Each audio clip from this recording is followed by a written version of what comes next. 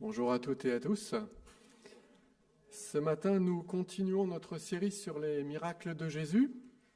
Nous allons prendre un passage dans Marc chapitre 5, des versets 1 à 20. Donc le passage va s'afficher, mais pour ceux qui veulent, je vous invite à fermer les yeux et à vous imaginer la scène, parce que c'est vraiment quelque chose d'assez épique.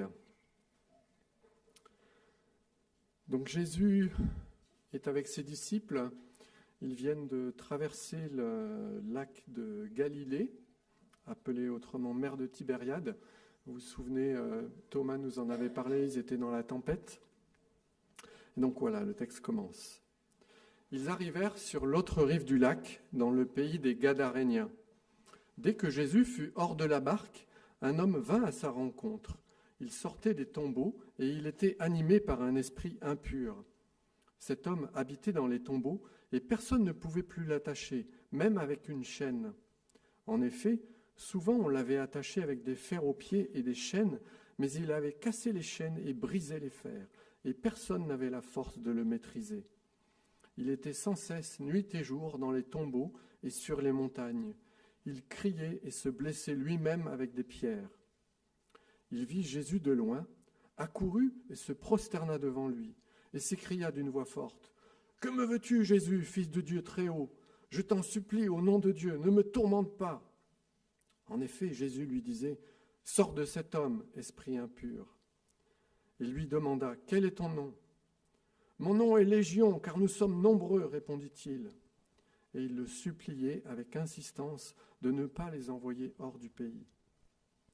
Il y avait là, vers la montagne, un grand troupeau de porcs en train de chercher à manger. Tous les démons le supplièrent : « Envoie-nous dans ces porcs afin que nous entrions en eux. » Et il le leur permit. Aussitôt, les esprits impurs sortirent de l'homme, entrèrent dans les porcs, et le troupeau se précipita du haut de la falaise dans le lac. Il y avait environ 2000 porcs, et ils se noyèrent dans le lac. Les gardiens du troupeau s'enfuirent et allèrent le raconter dans la ville et dans les campagnes. Les gens allèrent voir ce qui était arrivé. Ils vinrent vers Jésus et virent le démoniaque, celui qui avait eu la légion de démons, assis, habillé et dans son bon sens. Et ils furent saisis de frayeur. Ceux qui avaient été témoins de la scène leur racontèrent ce qui était arrivé au démoniaque et aux porcs. Alors ils se mirent à supplier Jésus de quitter leur territoire. Comme il montait dans la barque, celui qui avait été démoniaque le suppliait, demandant à l'accompagner. Jésus ne le lui permit pas, mais lui dit : « Va dans ta maison, vers les tiens, et raconte-leur tout ce que le Seigneur a fait pour toi, comment il a eu pitié de toi. » Il s'en alla et se mit à proclamer dans la Décapole tout ce que Jésus avait fait pour lui. Et tous étaient dans l'étonnement.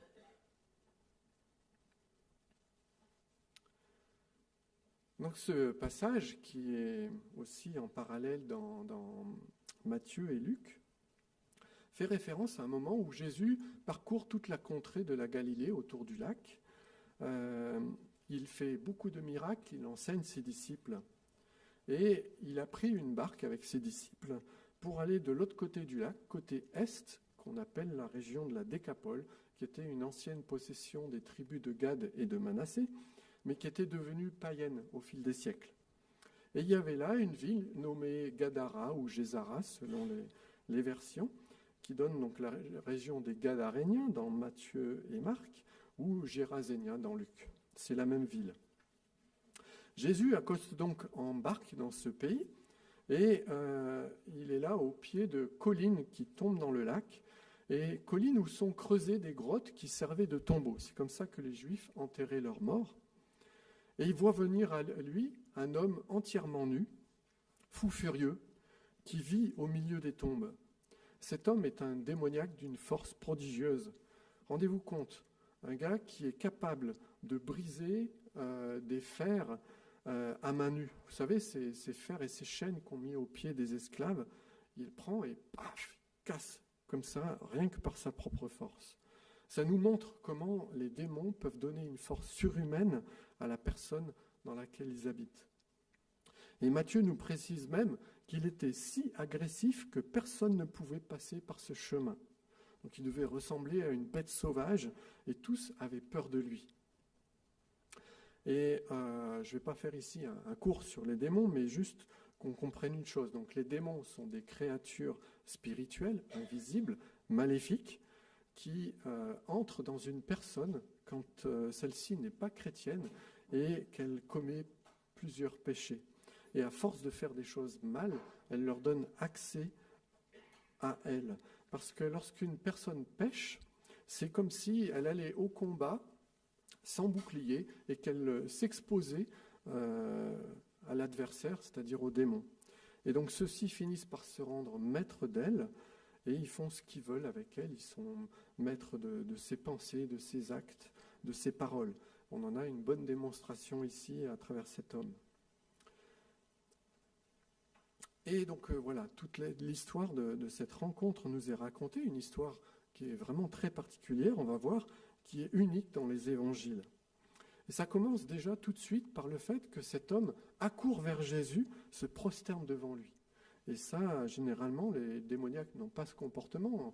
En général, c'est plutôt l'entourage qui vient chercher Jésus et qui dit « Viens délivrer notre frère, notre ami », parce que voilà, le démoniaque n'est pas capable de le faire. Là, ça nous montre que, vraisemblablement, il restait une petite parcelle de volonté libre chez cet homme et un cœur qui désirait être délivré. Et puis, on voit que Jésus a eu tout de suite le discernement que cet homme était possédé, parce qu'il ordonne à l'esprit de sortir de cet homme dès qu'il le voit arriver.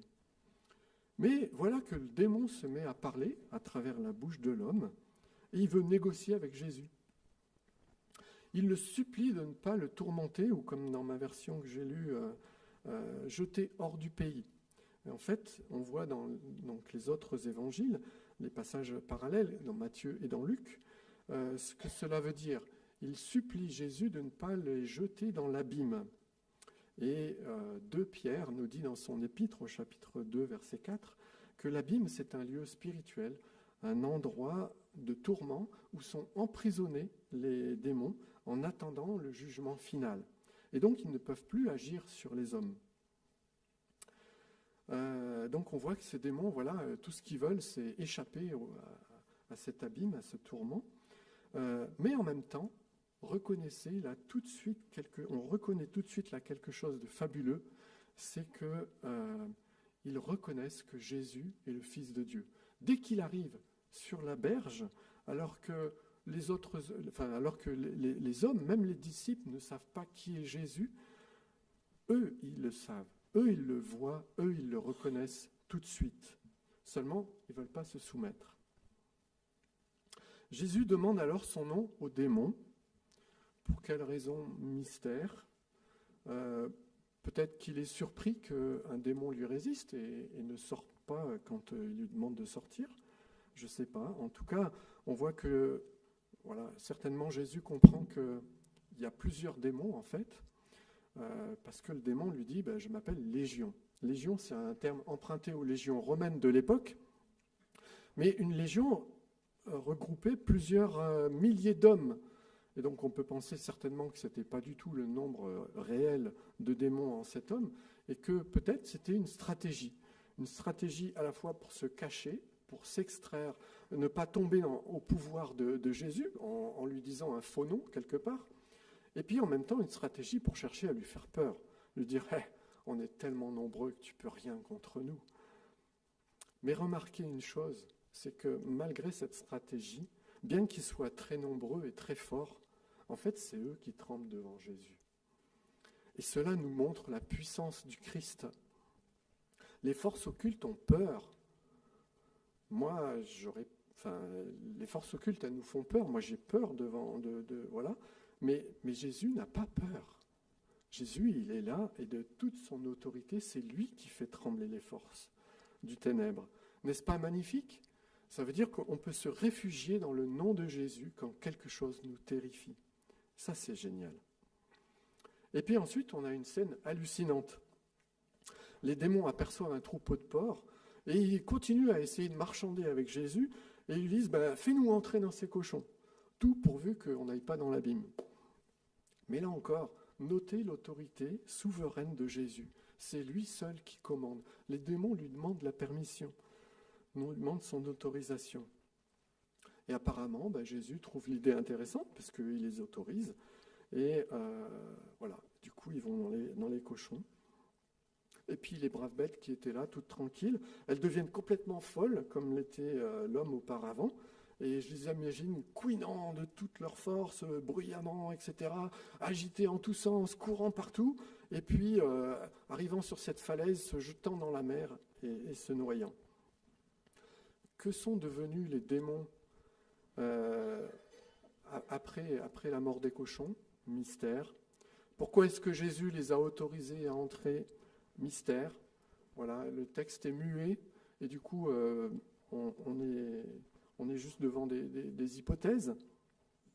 Mais si ce texte ne nous dit pas toutes ces questions, c'est peut-être aussi parce qu'on n'a pas besoin de le savoir. Tout ce qui se passe dans le monde spirituel, toute la lutte entre Jésus et les démons, ça les concerne. Jésus, lui, il sait. Et c'est ça le principal. Et puis la chose la plus importante pour nous, les hommes, c'est de voir que Jésus a tout pouvoir sur les forces de ténèbres. Il est le Fils de Dieu. Et c'est cela que les disciples devaient comprendre, eux qui justement, lors de la tempête qui viennent d'arriver là sur le rivage, se disaient, mais qui est cet homme qui commande même au vent et à la mer?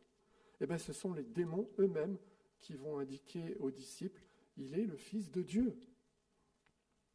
Et on est là devant un exorcisme d'une puissance phénoménale.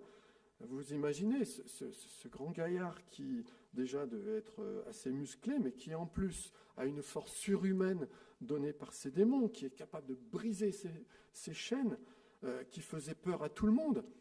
Ça devait être assez spectaculaire comme spectacle, mais voir une autre personne arriver et le combattre, non pas parce qu'il est plus musclé que lui, mais juste par sa seule présence. Par sa seule présence, l'autre se met à genoux devant lui. Il n'a rien à dire. Moi, ça me subjugue, quoi. C'est d'une telle autorité, d'une telle puissance. Et puis après, Jésus, par une seule parole de commandement, délivre le gars en un instant de tous les démons qu'il y avait en lui. Et cette délivrance, elle est rendue visible par le fait que justement, tous les porcs se sont jetés dans la mer, les démons se sont jetés dans les ports, et c'est peut-être d'ailleurs pour ça que Jésus les a autorisés à faire ça. Parce que là, du coup, tout le monde, tout le village, tous les gens qui étaient là pouvaient voir la délivrance s'opérer sous leurs yeux. Ils ne pouvaient pas dire après que le gars s'était guéri tout seul, que il était revenu à son bon sens, on ne sait pas trop comment. Là, ils avaient de leurs yeux, ce qui normalement est invisible, la confrontation entre ces puissances de ténèbres et l'autorité de Jésus. Et ça nous montre, justement, à nous aussi, qui sommes là maintenant en train de lire ce texte, combien Jésus est le Tout-Puissant, parce que même devant lui se prosternent et obéissent les puissances de ténèbres. Et je reviens à nous aujourd'hui, de cette puissance de Jésus. Moi, je l'ai vu en action. Je me souviens de quelqu'un qui a prié pour un couple qui n'arrêtait pas de se disputer, et c'était même violent. Et dans la prière, donc cette personne a prié, et Dieu lui a montré que le diable était en train de les monter l'un contre l'autre, et que vraiment, il était là pour être le diviseur, comme son nom l'indique. Et donc cette personne a prié pour demander à Jésus de chasser le diable, quoi. Et il a pris autorité au nom de Jésus, parce que Jésus nous a confié son autorité. Il a chassé le diable. Et j'ai revu ce couple après. Ils s'étaient réconciliés, ils s'étaient mis ensemble. Et donc voilà, cette puissance de Jésus, elle est là pour nous, aujourd'hui, toujours réelle, toujours vivante. Jésus peut résoudre vos situations les plus impossibles. Mais poursuivons le récit. Ce qui arrive ensuite, moi je trouve ça assez atterrant en fait.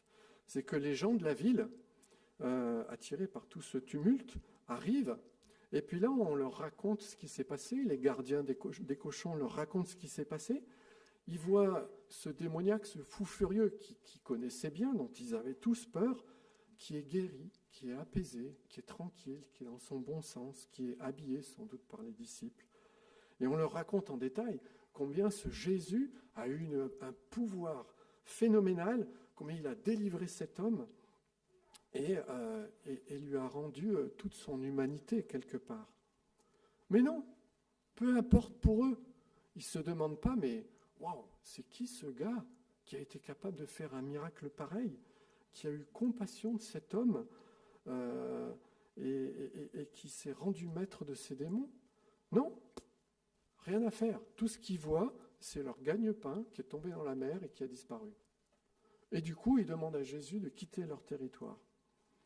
Celui qui guérit toutes les personnes qui viennent à lui, parce que la réputation de Jésus devait s'être multipliée tout autour du lac, celui qui a autorité sur la mer, sur la tempête, sur les éléments, celui qui vient de vaincre les puissances de ténèbres, il le chasse comme un malpropre. C'est hallucinant quand on y pense. Moi, je mets ça en parallèle avec, vous savez, cette visite de Jésus à Samarie, où quand il rencontre une femme samaritaine près du puits, et après, tous les gens de ce village l'invitent chez eux, l'invitent à discuter, et puis se convertissent. Mais ça n'a rien à voir, quoi. Et dans la vie, vous avez sans doute rencontré ces deux types de personnes. De celles qui, face à la puissance de Jésus, disent « Oui, il est vraiment le Fils de Dieu », et puis de celles qui, au contraire, le rejettent, parce qu'en fait, au fond, elles se sentent jugées par lui. Mais voilà, nous aussi, en tant que chrétiens, on peut être interpellés par ça, et j'ai envie de dire, mon frère, ma sœur, Jésus voudra toujours t'aider dans tes problèmes. Il est le Tout-Puissant qui peut vraiment t'aider. Mais des fois, pour être délivré d'une situation, il faut renoncer aux choses impures qui traînent encore dans notre vie. Parce que Jésus, il est le Fils de Dieu, il est Dieu incarné, et comme il est Dieu, il est pur, il n'aime pas le péché. Et donc quand il vient vers nous pour nous délivrer, il fait aussi le ménage. Et du coup, il peut transformer ta vie, vraiment. Mais si tu te comportes comme les gens de ce village, si tu n'aimes pas trop être dérangé dans tes travers, et que du coup tu fais la sourde oreille, tu tournes le dos à Jésus, vous avez vu ce que fait Jésus. Il ne force jamais personne. Tout fils de Dieu qu'il est, il vous respectera toujours, mais du coup il se retirera loin de vous, et il ne changera pas votre problème. Alors, ne soyons pas comme ces gens. Et puis, l'homme délivré, guéri, demande à Jésus donc de pouvoir l'accompagner. Et c'est là que l'attitude de Jésus est doublement magnifique. Parce que, au lieu de maudire les gens de cette région, il dit à l'homme, non, ne me suis pas, mais retourne vers eux et témoigne-leur du miracle que tu viens de vivre. Jésus s'en va, il respecte, mais il leur envoie un envoyé en son nom, un de ses représentants, pour leur témoigner. Moi, je trouve ça fabuleux, quoi. Il ne renonce pas à vouloir les sauver.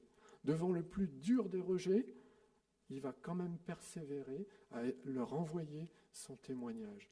C'est fabuleux. Il n'y a pas plus grand amour, quoi. Et quelle leçon pour nous? Moi, combien de fois je me suis découragé à témoigner à ma famille qui est toujours pas chrétienne au bout de 20 ans. Mais quelque part, ce passage, il me dit que tant qu'il y a encore un souffle de vie en eux, Jésus va toujours essayer de vouloir les sauver. Et donc, je dois persévérer à prier. Et pareil, ne baissons pas les bras, nous tous, par rapport à l'indifférence de nos contemporains. Continuons à être des témoins auprès de nos voisins, de nos collègues, de nos amis, des commerçants. Parce que même s'il n'y a qu'une personne sur 100, ça vaut le coup. Et permettez-moi, juste pour finir brièvement, de revenir sur ce démoniaque. On n'a pas trop l'habitude ici en Occident d'être confronté à des démons, mais métaphoriquement, de façon symbolique, cette situation, elle représente aussi des choses ou des événements qui sont plus forts que nous. Ça peut être un trait de caractère dont on n'arrive pas à se débarrasser. Ça peut être quelque chose de compulsif qu'on répète sans le vouloir.